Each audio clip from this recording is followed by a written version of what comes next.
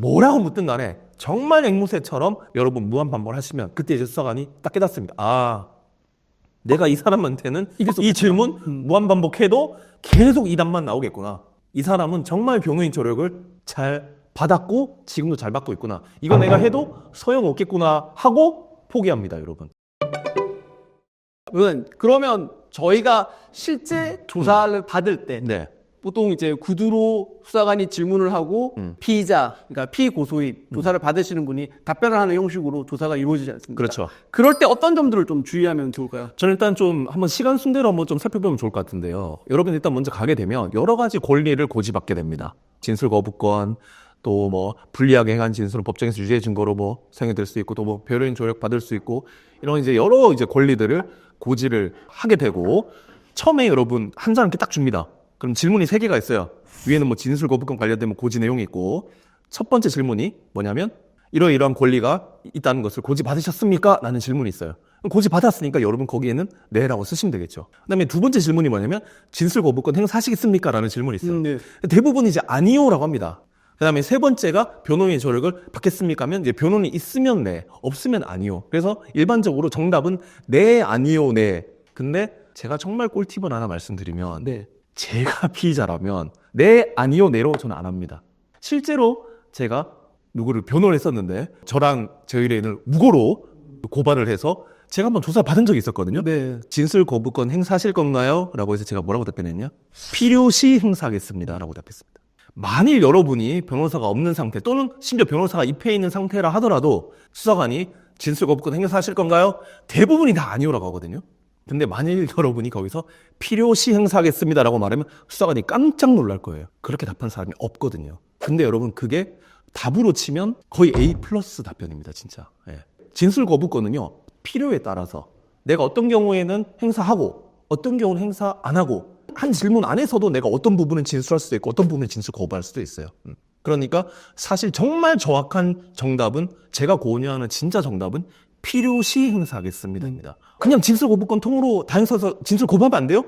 정치인들 그렇게 많이 하잖아요. 많이 하죠. 근데 그거는 여러분 권유하지 않습니다. 근데 물론 이건 사건에 따라 달라요. 꼭 그렇게 해야 되는 사건도 있습니다. 그러니까 수사관이 어떤 혐의 사실에 대한 입증에 성공하지 못하도록 하는데 진술 거부권을 통으로 행사하는 게 꼭 필요한 사건인 경우에는 그렇게 할 필요가 이제 있는 경우도 있을 수 있는데, 대부분의 사건의 경우에 있어서는 만약에 통으로 진술 거부권을 행사하게 되면 증거인멸의 우려가 있다고 좀 볼 우려가 있고요. 그 다음에 이런 수사 절차에 협조하지 않는다, 또는 뭐 나중에 이제 재판 갔을 때 전혀 반성하지 않는다, 이렇게 돼서 양형에 불리하게 작용할 수 있기 때문에 통으로 진술 거부권 행사하는 것은 저는 권유하지 않습니다. 저는 몇 가지 점을 주의를 하셔서 피의자 조사에 임하셨으면 좋겠습니다. 좀 강조하고 싶은 말은, 준비를 많이 해가시는 분들이 범하는 실수 중에 하나가 묻지도 않은 말을 답변을 하거나 말을 빙글빙글 돌리시는 분들이 있습니다.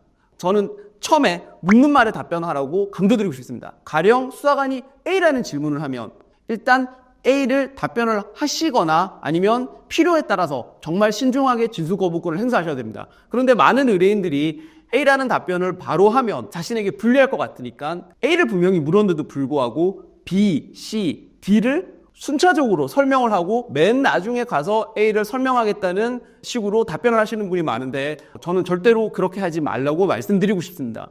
언뜻 생각하기에는 A를 바로 답변하면 불리한 답변이 나올 것 같으니까 그 배경을 설명한다고 하는데, 수사관 입장에서는 A를 물었는데 왜 이 사람이 다른 말을 하지? 라고 해서 그 사람이 한참 말을 하는데도 수사관 귀에는 그게 잘 들어가지 않습니다. 그리고 수사관이 봤을 때는 A라는 질문을 했음에도 불구하고 다른 말들이 계속 나오게 되면 이 사람이 자신한테 불리해서 답변을 피하고 뭔가 이 사람이 지금 솔직하게 말하지 않고 있다는 인식을 줄 우려가 있습니다. 따라서 진술 거부권을 행사하는 것은 신중하게 고려해 보시되, 일단 수사관이 A라는 것을 물었으면 A라고 답변을 하시는 것이 바람직하도록 하겠습니다. 일단 답변을 하고 나서 추가적으로 더 부연 설명을 하실 필요가 있다면 A라는 사실관계에 대해서 제가 조금 더 설명드려도 되겠습니까? 라고 해서 수사관이 들을 준비를 시켜놓고 추가적인 배경 설명을 한다든지, 혹은 조선 맨 마지막에 A가 같은 일이 발생한 일을 남긴다든지, 혹은 조사가 끝나고 나서 추가 의견서를 제출하는 것이 더 바람직하도록 하겠습니다. 보통 이제 이렇게 말하죠. 두 갈씩으로 답하라. 네, 맞습니다. 그러니까 결론을 먼저 얘기를 하고 기다 아니다부터 항상 주관식으로 먼저 결론을 내고 그 다음에 필요한 부연 설명을 해야 됩니다. 장황하게 썰을 다 풀고 뒤에 말하면 집중도 안 되고 그게 조서에 다 남겨지지도 않아요.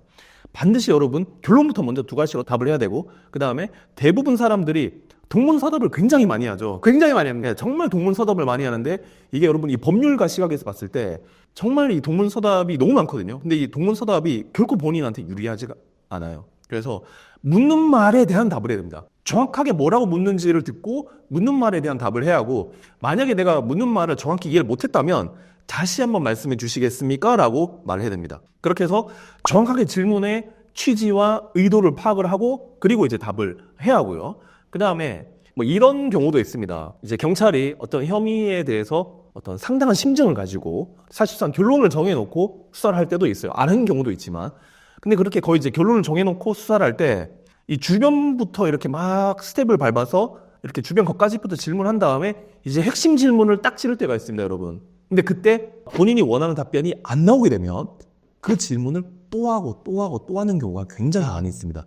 어떻게 또 하냐면 그냥 또 할 수가 없으니까 말을 살짝 바꿔가지고 그러니까 발차기로 치면 앞차기 한번 했다가 옆차기 했다가 돌려차기 했다가 기울이기 했다가 날라차기 했다가 본인이 원하는 답이 나올 때까지 사실상 그 의도와 취지가 똑같은 질문인데 표현만 조금씩 바꿔서 계속 질문하는 경우가 있거든요. 왜 이렇게 하는지 아세요?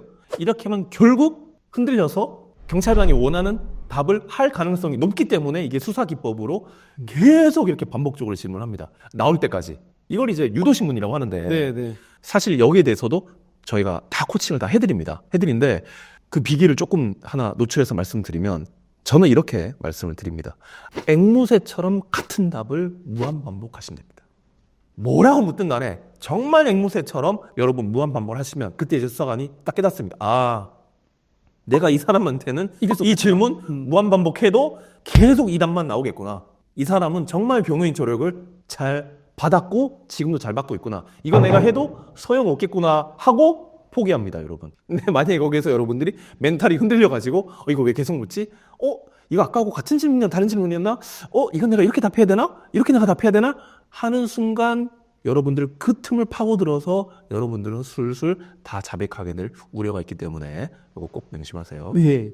변호사님 말씀하셨듯이 계속 반복되는 질문이 나온다 하더라도 여러분이 사전에 준비한 변론과 어긋나는 답변을 하시면 안 됩니다. 즉 일관성을 끝까지 유지하셔야 됩니다. 그리고 요즘에는 강압적으로 묻는 경우가 거의 없었습니다. 물론 경우에 따라서는 이제 수사관이 원하는 답변을 듣지 못했을 때 살짝 분위기가 조금 부드럽지 못하고 험악해지는 경우는 있지만 절대로 여러분들을 강압하거나 억지를 써서 여러분을 심리적으로 위축을 시켜서 질문을 이끌어내는 수사관은 없습니다. 다만 여러분들이 오히려 주의하셔야 되는 게 수사관이 너무 부드럽게 자기 편을 들어주는 것처럼 그리고 또 별거 아니라는 듯이 소위 피의자의 마음을 살살 달래가면서 유도신문을 하는 경우가 있는데 절대 자신들에게 불리한 진술이라고 사전에 판단한 진술이 나오지 않도록 정말 주의를 하셔야 됩니다. 예를 들어서 돈을 빌려서 갚지 않은 사람들에게 피의자 조사를 받았을 때 수사관은 너 이때 돈 빌려갈 때 이러이러한 상황으로 돈을 못 갚을 걸 뭐 알고 있지 않았느냐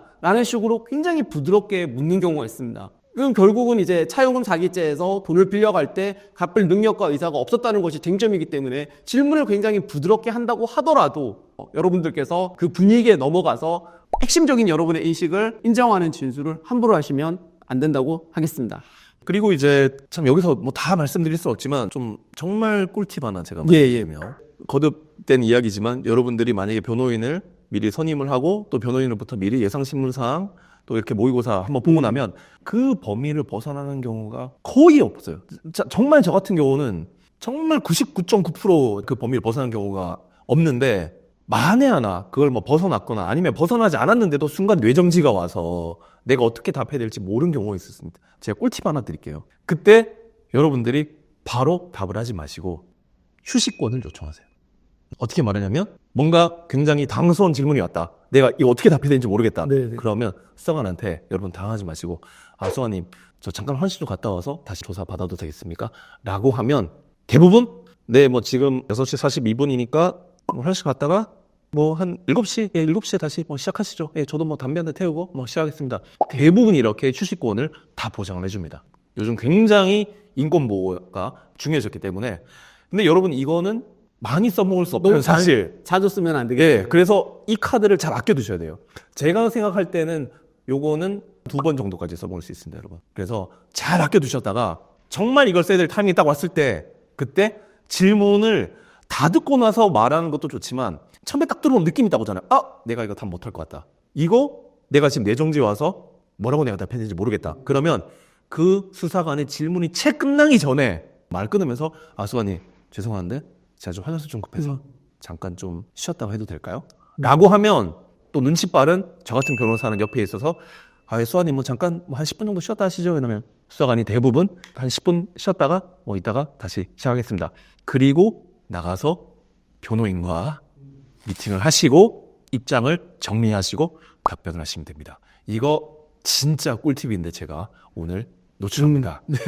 방출, 노출이 아니고 방출합니다. 네. 저는 이번 차례에는 조금 다른 측면에서 여러분들이 주의하셔야 될 점을 좀 말씀드리겠습니다.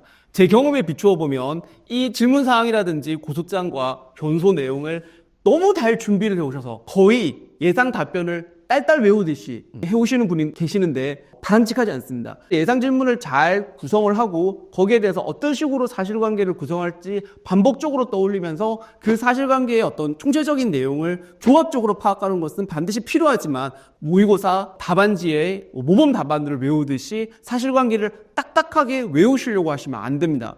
너무 긴장하신 분들 중에는 그렇게 사실관계를 딱딱하게 외우시는 분들이 계시는데 그렇게 되면 수사관이 제가 아까 말씀드렸듯이 A를 물었는데 자기가 준비한 답이 비슷한 질문에 B와 관련되는 답이면 분명히 A를 물었는데도 불구하고 신나게 B를 답변하는 경우가 많습니다.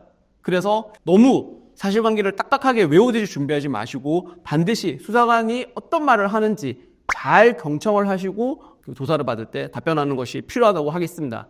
요거가 관련돼서 한 가지 더 말씀드리면 조사를 받는 목적은 수사관이 범죄 사실을 입증하기 위해서 조서를 남기고 필요한 조사를 하는 것이 목적입니다. 근데 의뢰인들께서 잘못 생각하시기를 수사관과 대화를 해서 수사관으로 하여금 내가 마치 선량한 준법 정신이 투철한 시민이라는 것을 빨리 수사관한테 인식시키는 것을 목적으로 하고 수사를 받으시려는 분들이 계시는데 이런 분들 중에 실수하는 게 뭐냐 하면 앞서 나간다는 것입니다. 수사관이 묻지도 않았는데 자신한테 유리하다고 생각되는 것을 섣불리 앞서 나가서 답변하시는 분들이 간혹 가다가 계십니다. 그런데 그 답변에서는 자신이 유리하다고 생각한 부분이 증거 자료를 다 종합해서 봤을 때는 유리하지 않은 답변인 경우가 분명히 있습니다. 따라서 수사관이 묻는 답변에 성실하게 답변을 하시되 묻지 않는 말에 성급하게 앞서 나가는 것은 좀 주의를 기울이는 것이 좋다고 하겠습니다. 그리고 이제 여러분들 조사를 다 받고 나시면 조서 열람이라는 걸 이제 하게 됩니다. 여러분들이 진술한 대로 기재되어 있는지 이런 거 확인하는데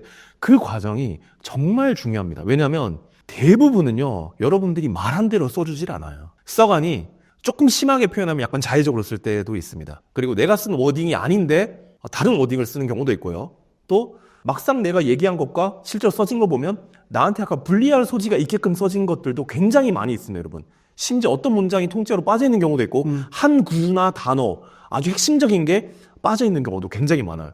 또 내가 조건부로 이야기를 했는데 그 조건이 빠져있다거나 이런 경우가 많기 때문에 반드시 조서를 열람을 할 때 변호인과 함께 그 조서를 잘 열람을 하시고 내가 진술했는데 빠진 게 있다면 반드시 추가를 하셔야 됩니다, 여러분. 그 다음에 내가 진술하지 않은 내용이 기재가 되어 있다면 삭제하셔야 되고요. 그 다음에 내가 말한 내용과 다른 워딩으로 다르게 표현이 되어 있는데 그게 나한테 불리하게 돼 있다? 그거 지우고 수정하셔야 됩니다. 실제로 진술하셨던 내용대로. 이 과정이 너무나도 중요하고요. 그래서 이 조서 열람 과정 중에 여러분들이 수정을 최대한 변호인의 조력을 받아서 하시고 그 수정을 경찰은 대부분 해줘요. 근데 검찰은 굉장히 깐깐하게 줍니다. 근데 그때도 절대 포기하지 말고 변호인의 조력을 받아서 수정해야 될 부분 다 하셔야 됩니다. 그렇게 하고 그게 되어야만 여러분께서 지장을 찍으셔야 되고요. 만약에 그게 안 되면 저는 지장을 찍는 것도 신중할 필요가 있다. 왜? 여러분이 지장을 찍는 순간 이거는 내가 진술한 대로 기재되어 있다라는 것을 여러분들께서 개런티, 보장하는 것이기 때문에 지장을 찍기 전에 반드시 확인하셔야 되고 만약에 그런 수사 절차 과정 중에 요즘에는 그런 게 많이 없어졌지만 요즘도 여전히 간혹 가다가 무리하게 좀 수사를 하고 윽박 지르고 반말하고 분명히 내가 수정을 요청했는데 수정을 안 해주고 이런 경우가 혹 가다가 있습니다. 그럴 때는 여러분 마지막 장에 수사 과정에 이의가 있는 경우에 이 의견을 쓰라는 란이 있어요. 거기에 쓰세요, 여러분. 여러분이 못 쓰겠으면 변호사님한테 써달라고 하세요. 얼마든지 써도 됩니다. 근데 대부분 어떻게 하는지 아세요? 그걸 딱 주고 없음 쓰라고 하죠. 네네. 근데 무조건 없음 쓰지 말고요. 내용을 보고 이해할 거 있다? 그 내용 남겨놓으세요. 그 남기는 게 나중에 그 수사의 어떤 적법성, 그 다음에 이게 적법 절차에 따라서 이루어졌는지 이거를 밝히는 굉장히 중요한 단서가 될 수 있고 실존 형사재판에서 이게 굉장히 유용하게 쓰일 때가 있을 수 있습니다. 그래서 이의가 있을 때는 겁먹지 말고 저는 이의를 남기라. 제가 이렇게 조언을 드립니다. 말씀해 주셨듯이 조사를 받고 나서 우리가 조서를 열람을 하게 되는데 이 조서 열람은 그 중요성을 아무리 강조해도 지나치지 않습니다. 왜냐하면 결국은 주고받은 말은 특별히 녹음이 되어 있지 않다면 영상 녹화가 되어 있지 않다면 다 날아가는 거고 조사의 결과는 언제나 조서로서 남는 것입니다. 따라서 말씀을 아무리 잘하셨다고 하시더라도 조서에 자기가 한 말과 다른 말이 기재되어 있다든가 또는 그 뉘앙스가 다르다든지 또는 내가 분명히 유리하게 보충한 말이 빠져 있다든지 하면 결국은 남는 것은 피신 조서만이 남기 때문에 피신 조서를 여러 번 꼼꼼하게 읽어보시고 자신의 진술과 다른 부분 그리고 자신의 뉘앙스가 제대로 반영되지 않은 부분은 적극적으로 수정을 하거나 추가해서 적는 것이 반드시 필요하다고 하겠습니다. 그리고 또 하나 말씀드리면 저희가 아까 서두에 고소장이나 고발장을 정보개인 총괄할 때도 이제 말씀드렸잖아요.